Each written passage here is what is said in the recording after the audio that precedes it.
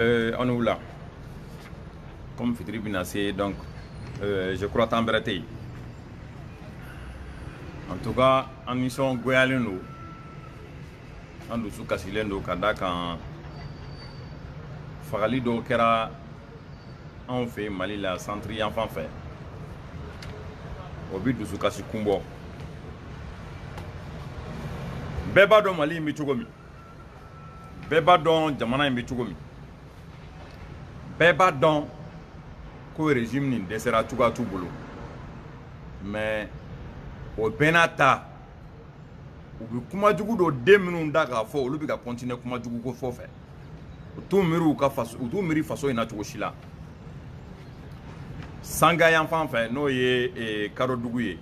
anga centre la. Mo kemeni ko o de bonena unina. We do nyana manjeni. Do su jenina. Do count gera. Ka do fari tiga tiga. Do bolla do tunna. Atina fami kojugu kishini jamana ye. Mais domi ugusagota kera. Aba donc clef la konona mo hakke mi fora ko sara a tayara ko sobe nati nyini nga doubler antala deli ni fara ko nyona yi a fo ni fagali ndeti ban anga jamana en kono on de bi kan yere nyina jamana problème yere ko jamana kono deun ka degun ye feminu e kan yere nyino be ko abina fo wuli ka jo yere tan on a blé kasoro dien problème be de bi on dala Dien degun bebi on de kan. Ogo sagota kera wati mi mun kera. Bu o de bi centre la. Ni be tieni kela. Na fora ko kelen dron de kata pour faire plaisir à la communauté internationale. Ça veut dire que koba bandala anti min kalama. Wa koba bandala anga wuli koba min kuna. A wulla ka chef d'état-major fallait. A wulla ka chef d'état-major fallait. Depa wati aya nya foya ko ne théâtre. C'était de la théâtre. Mais allez ibega ere. Namba fama ko bois. Abemi. Yara bina fokate ni fana kalama.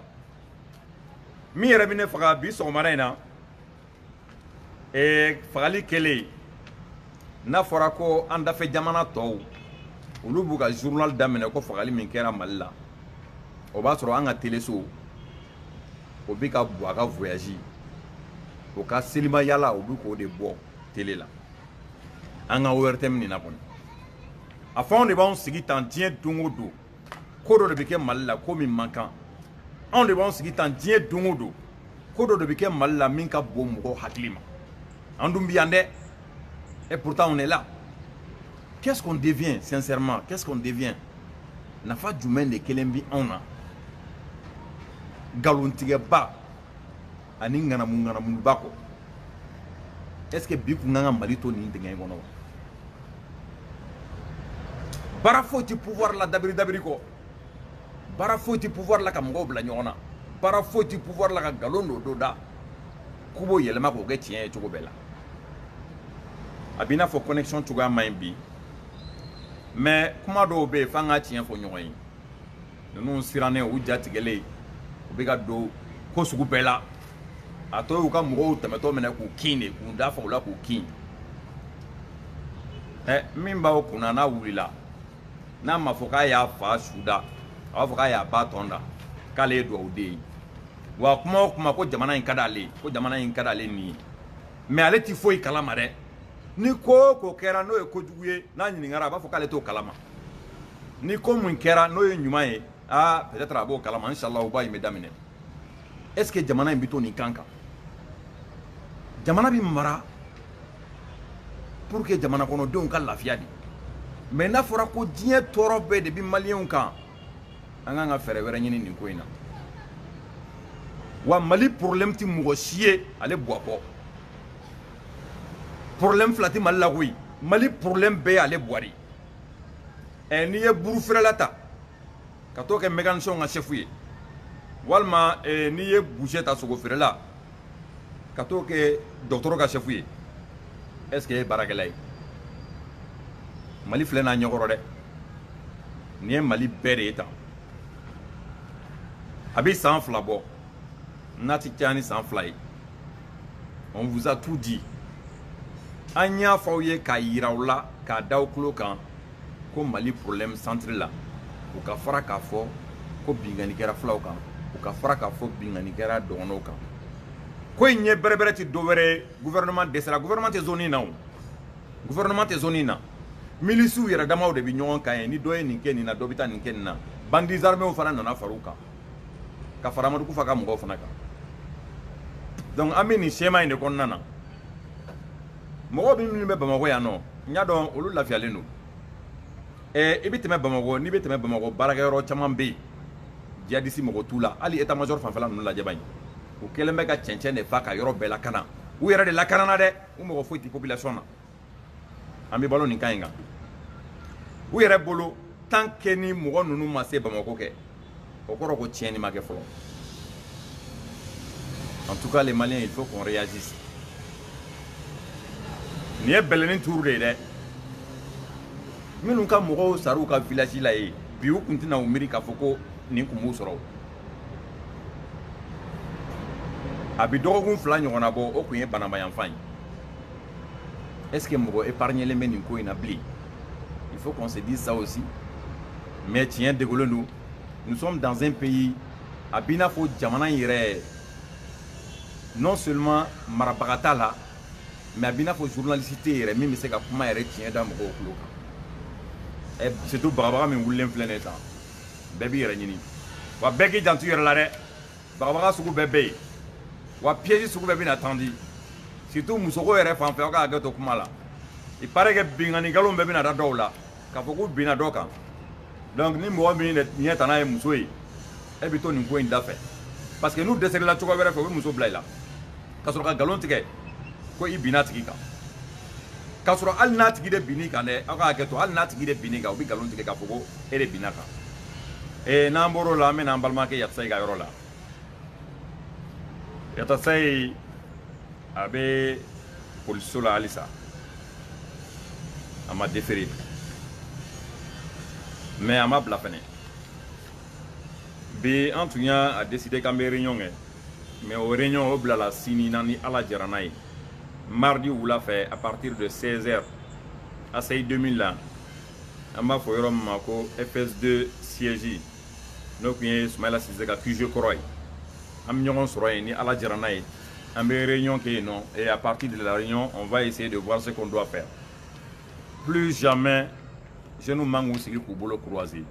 plus jamais dɔ mana minɛ mɔgɔw man ka u yɛrɛ la ɲina o tigi kɔ k'a kɛ i n'a fɔ o tigi de kelen kungo don kɛ bi bɛɛ kɔ kɛ bi bɛɛ de kɔ Yatasayi ka minɛli an bɛ kan ko tɛ dɛ Yatasayi bɛ bubu tani min na o dɔrɔn de don Yatasayi bɛ bubu contrôle la o dɔrɔn de don o yɛrɛ fana ka bɔ yen information dɔw bɛ Yatasayi bolo bubu ko in na ko bubu ye wari di dɔw ma o information ninnu bɛ Yatasayi bolo Yatasayi minɛkun tɛ dɔ wɛrɛ ye ni o tɛ bita in bɛ Yatasayi bolo dɛ hali u bɛ sɔn ka nkalon ta ka da dɔ la ko o tɛmɛtɔ ye fɛn jɛni u bɛ taa e minɛ k'e datugu wagati dɔ kɛra n y'o de fɔ an ɲɛna wagati dɔ kɛra ninnu tun bɛ siran jeunes ɲɛ parce que u kun ɲɛna ko jeunes bɛ se min na jaja o tɛ mais bi bi in na anw de fana bɛ se k'an wuli k'an jɔ k'a yir'u la k'a fɔ ko cɛ aw bɛ k'an sous-estimer anw bɛ se min na hali ni y'aw multiplier fois 20 aw tɛ se ka ɲɔgɔnna kɛ non ils ont les moyens de l'État ils ont les caisses de l'État ils volent l'argent de l'État ils financent l'argent de l'État et ils nous combattent avec l'argent de l'État depuis combien d'années ils n'arrivent pas et ces temps-ci ils veulent faire plaisir à la France et pour faire plaisir à la France il faut menacer son peuple il faut marginaliser son peuple et il faut torturer son peuple et Mali pour que k'a yira la ko Mali tɔ yɛrɛ kɛra baya ye tafani nafanti Mali ko la an bɛ bɔ min kalama député ka mandat de filɛ nin ye ko k'o prolonger peuple ma consulté k'u taara dugutigi dɔw fɛ yen nɔ ko o ni alimami don n'a taara fɔ dugutigi min ye k'aw bɛ n'o kɛ sénat ye pour que aw t'a fɛ k'a ka prolonger k'a bɛ n'o kɛ sénateur ye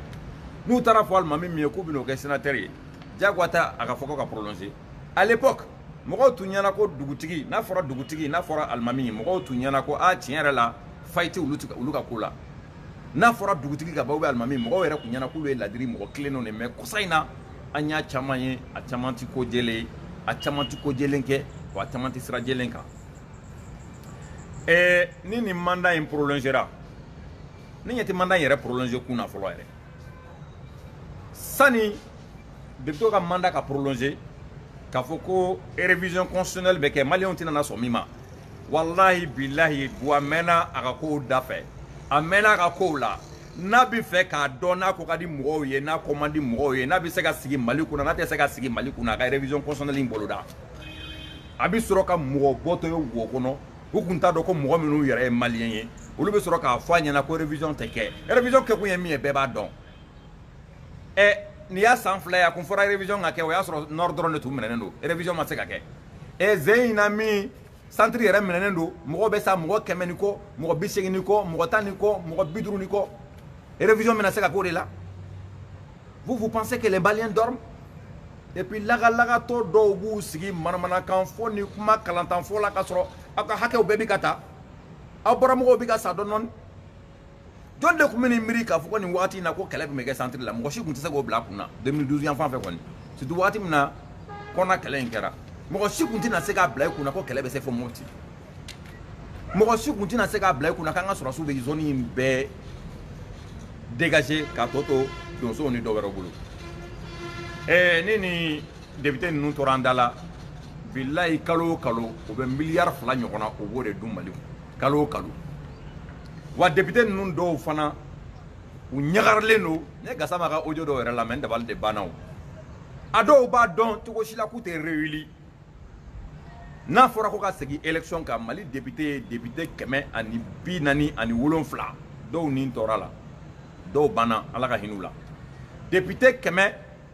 in hali n'an ye 7 bɔ a la député 140 ni vote ni segin kɛra vote kan min bɛ se ka réélu Madala n'a bɛ 40 bɔ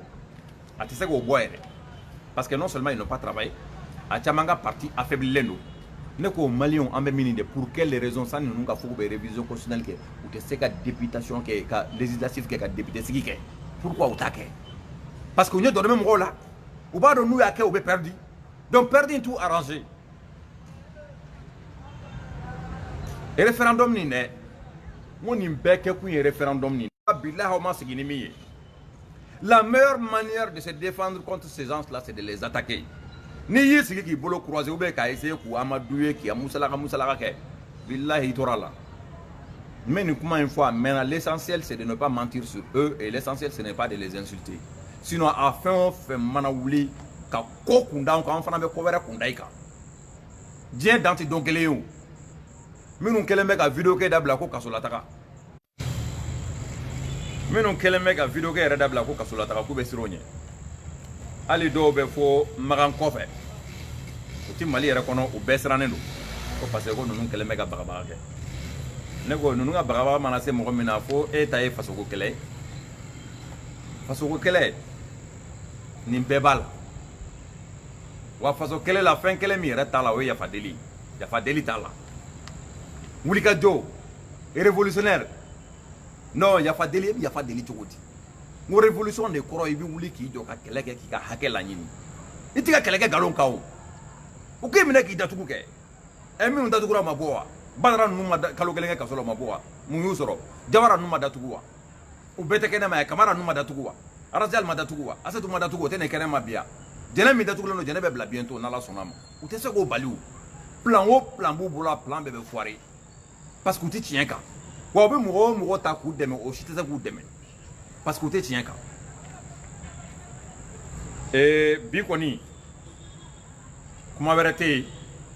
ni nin dusukasi ko tɛ kuma wɛrɛ kun kan ka sɔrɔ yen mais an b'o kuma bila sini n'Ala jara n'a ye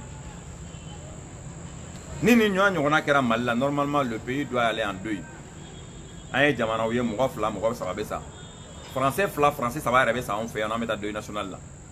mɔgɔ 100 ni kɔ Maliens nin tun man ka répéter dɛ Ogusagota in kelen nin tun man ka répéter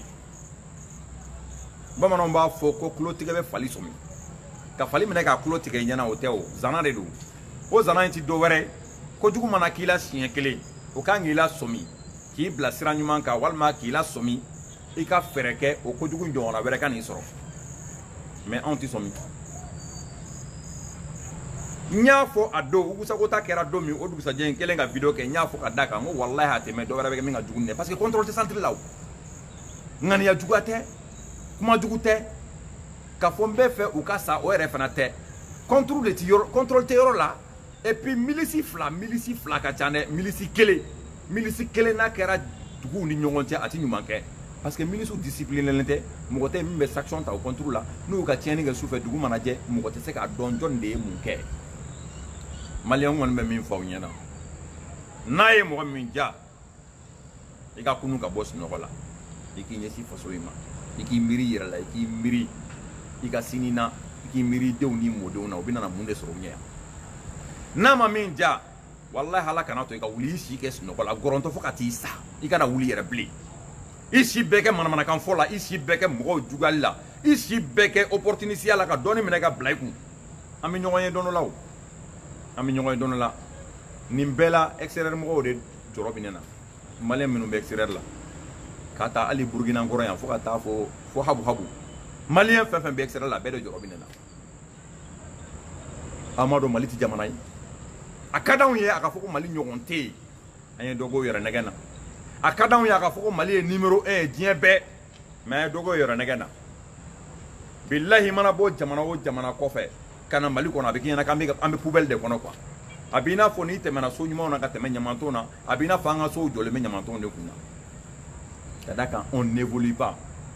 an ka famaw les fausses autorités là moi je me demande u tɛ voyager wa n'u taara voyage la u tɛ kɛlɛya de wa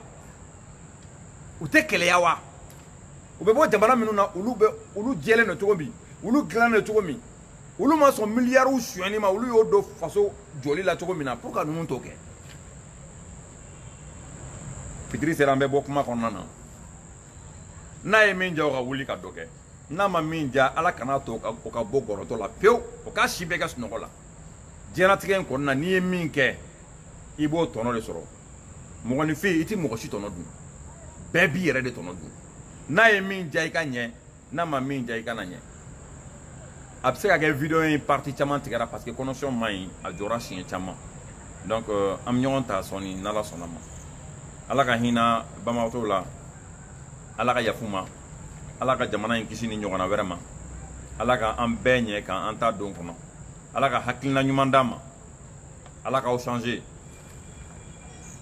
ni ko ala k'aw changer minnu bɛ sira jugu kan minnu bɛ mɔgɔw nɛgɛn nkalon kan an ka nin autorité nin bilahi Mali ka hɛrɛ tɛ nin bolo ni Mali ka hɛrɛ tun bɛ nin autorité nin bolo bi tun t'an sɔrɔ tan an b'a la deli de sa maliyɛn bɛɛ kana sa ka ban fɔlɔ sani kow ka taa an mɛn wa kow tɛ taa an mɛn n'an yɛrɛ ma wuli k'an jɔ an ka wuli ka jɔ fana o kuma de filɛ nin ala ka ɲɛ ka d'an ma k'an bɛn waati wɛrɛ